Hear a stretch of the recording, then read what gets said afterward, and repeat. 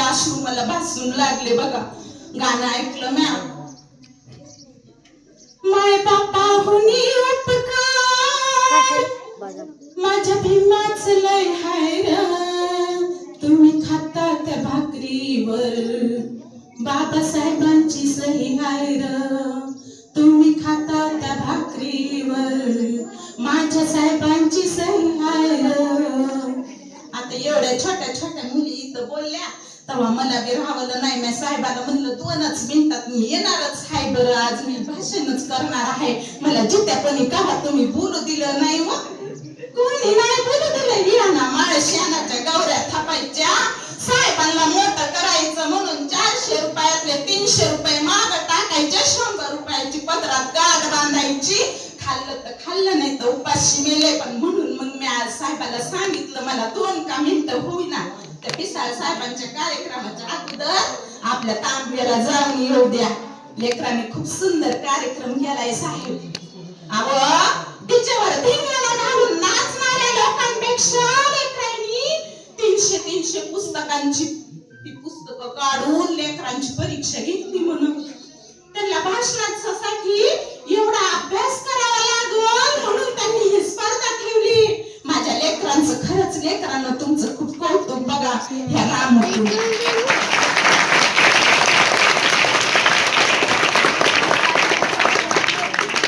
सगळ्या मुली बोलल्या आणि तेव्हा मला काय आठवलं माहिती का.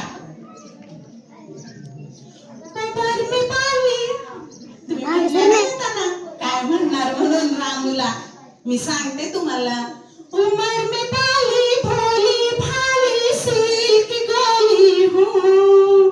उमर में पाली भोली भाली सिल्क गोली हूँ. भीमराज की बेटी मैं तो जय भीम वाली हूँ. भीमराज की बेटी मैं तो जय भीम वाली हूँ. आणि मग माझा यशवंत मोठा झाला. साहेब एवढं मोठं झालं आणि साहेबांचं मी फक्त एकच तुम्हाला आता जाता जाता सांगते. साहेब लंडनहून आलं आणि सगळी शीत तुफान तोफा गर्दी जमा झाली बघा त्यांचा सत्कार करायला. पण मला बी वाटलं माझ्या साहेबांचा सत्कार मी जावा म्हणून मी फडतळात गेले. भरा चिंध्याची गतुडी उचकली. एक काही लुगडं माझ्या मनाजोगं दिसलं ना मला. सगळे फाटक्या चिंध्या कशाला ठिगळ कुठं फाटकं टाकल्या मागोवर काय काही कळना. आणि मग मला आठवलं फडताळच्या बुडाला शाहू महाराजांनी माझ्या साहेबांचा सत्कार करायला एक जरतारी फेटा दिला होता.